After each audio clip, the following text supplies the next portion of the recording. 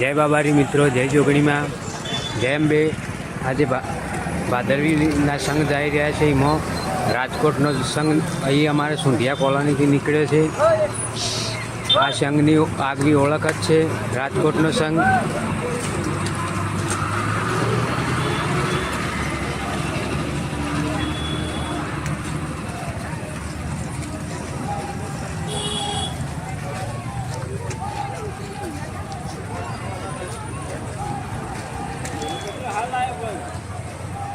આપ જોઈ રહ્યા છો રાજકોટના સંઘના દરેક લોકોનો પહેરવેશ એક જેવો જ હોય છે।